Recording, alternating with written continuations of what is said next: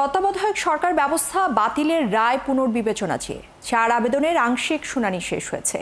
7 বিচারপতির মধ্যে এই পদ্ধতি বাতিলের পক্ষে মত দিয়েছেন 4 বিচারপতি, জানিয়েছেন আইনজীবী শিশির মনির। প্রধান বিচারপতি ডক্টর সৈয়দ রেফাত আহমেদের নেতৃত্বাধীন 7 সদস্যের আপিল বিভাগের পূর্ণাঙ্গ বেঞ্চে শুনানি আগামীকাল পর্যন্ত মুলতবি করা হয়েছে। তত্ত্বাবধায়ক সরকার ব্যবস্থা বাতিলের রায় রিভিউ চেয়ে বিএনপি, জামায়াতে ইসলামী, 5 বিশিষ্ট নাগরিক ও 1 ব্যক্তির করা 4টি আবেদন করেন। খায়রুল হক অবসরে যাওয়ায় 16 মাস পর বেআইনিভাবে তত্ত্বাবধায়ক সরকার ব্যবস্থা বাতিলের রায় লিখেছেন বলে জানিয়েছেন অ্যাডভোকেট জয়নুল আবেদিন। তিনি জানিয়েছেন, শেখ হাসিনার আদিষ্ট হয়ে সাবেক বিচারপতি খায়রুল হক এই রায় দেন, আর তারই প্রেক্ষিতে সংবিধানও পরিবর্তন করেন ফ্যাসিস্ট সরকার। আপিল বিভাগের 7 বিচারপতি পূর্ণাঙ্গ বেঞ্চে 2011 সালের 10 মে সংখ্যাগরিষ্ঠ মতামতের ভিত্তিতে তত্ত্বাবধায়ক সরকার ব্যবস্থা সংক্রান্ত সংবিধানের 13 সংশোধনী বাতিল ঘোষণা করে রায় দেন।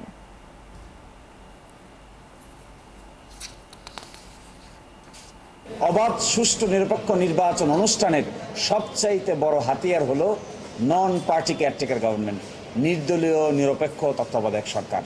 যদি এটাকে বাতিল করে দেওয়া হয় তাহলে ফ্রি ফেয়ার ইলেকশন বাতিল হয়ে যায়। ফ্রি ফেয়ার ইলেকশন যদি বাতিল হয়ে যায় তাহলে ডেমোক্রেসিও বাতিল হয়ে যায়। আমি বলছি, এই জাজমেন্টে আপনাদের রুলস, অ্যাপিলেট ডিভিশনের রুলস 10, 1 and 2 ভায়োলেট করেছে। এই জাজমেন্টের পরেই অ্যামেন্ডমেন্ট হয়ে গেছে সংবিধান, সেটাও বেআইনি। এ জাজ after it cannot write and sign the judgment after his retirement. আদালত প্রাঙ্গণে আছেন আমাদের সহকর্মী সৈকত সাদিক। এই মুহূর্তে আমরা সরাসরি যুক্ত হচ্ছি তার সাথে। সৈকত, একটু যে ব্যাপারটা জানতে চাচ্ছিলাম প্রথমেই, যে তত্ত্বাবধায়ক সরকার ব্যবস্থা ফেরাতে 4 জনের রিটের বিষয়ে শুনানিতে আদালতের সর্বশেষ পর্যবেক্ষণ কি, সেটা একটু আপনার কাছ থেকে জানতে চাচ্ছিলাম। সেই সাথে আজ কিন্তু অতিরিক্ত 25 জন বিচারপতি শপথ গ্রহণ করেছেন। এই সব মিলিয়ে কি তথ্য আছে আপনার কাছে, একটু জানাবেন আমাদের।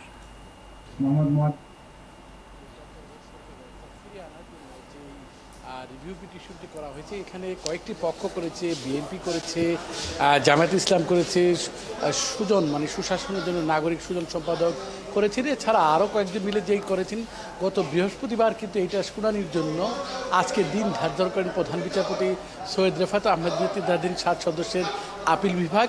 আজকে শুনানি করেন আইনজীবী, জামাত ইসলামের যে আইনজীবী শিশির মনির, তিনি শুনানি করেন এবং তিনি তুলে ধরেন যে আগামীতে যেহেতু জাতীয় নির্বাচন রয়েছে, নির্বাচনে আলাপ আলোচনা চলছে, এই নির্বাচনটা কিভাবে নির্দলীয় তত্ত্বাবধায়ক সরকার অধীনে নির্বাচনটা করা যায় সেই বিষয়ে তারা তত্ত্বাবধায়কের উপর জোর দিয়েছেন। তারা বলেছেন যে 2010 বা 11 সালে যখন প্রধান বিচারপতি ছিলেন খায়রুল হক, তিনি যখন এই তত্ত্বাবধায়ক সরকার ব্যবস্থাটা বাতিল করে রায় দিয়েছিলেন, যখন আংশিক রায় দিলেন, এরপরে তিনি অবসরে চলে গেলেন। অবসরে যাওয়ার 16 মাস পরে যখন এইটার পূর্ণাঙ্গ রায় দিলেন, সেখানে তত্ত্বাবধায়ক সরকার ব্যবস্থা বাতিল করেন। যেহেতু সংখ্যাগরিষ্ঠের ভিত্তিতে রায়টা দেওয়া হয়েছিল, 7 জন বিচারপতির মধ্যে 4 জন বিচারপতি তত্ত্বাবধায়ক সরকার ব্যবস্থা বাতিলের পক্ষে ছিলেন, আর তত্ত্বাবধায়ক সরকার ব্যবস্থার পক্ষে ছিলেন 3 জন বিচারপতি।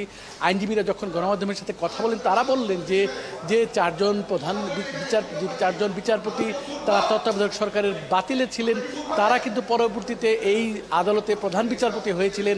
আর 3 জন বিচারপতি তাদেরকে কোনো ওইভাবে আর পদোন্নতি দেওয়া হয়নি, তাদের প্রধান বিচারপতি করা হয়নি। সব মিলে বিএনপির আইনজীবী তারাও জোর দিলেন যাতে তত্ত্বাবধায়ক সরকার ব্যবস্থাটা আবার যাতে ফিরে আসা হয় রিভিউ পিটিশনের মাধ্যমে, এই বিষয়গুলো তারা তুলে ধরলেন। এবং যেহেতু আজকে আংশিক শুনানি হলো, আগামীকালকে আবার এটার শুনানি হবে, মানে আগামীকালকে পর্যন্ত মুলতবি করা হবে। এর পাশাপাশি আরেকটা বিষয় বলি যে গতকালকে যে হাইকোর্টের জন্য অতিরিক্ত 25 জন বিচারপতি নিয়োগ দেওয়া হয়েছে, প্রধান বিচারপতি তাদের কিছুক্ষণ আগেই শপথ পড়িয়েছেন এবং আগামী 2 বছরের জন্য তাদের হাইকোর্টের মেয়াদে প্রধান বিচারপতি হন। সব মিলে এখন পর্যন্ত হাইকোর্টের এই হচ্ছে সর্বশেষ পরিস্থিতি।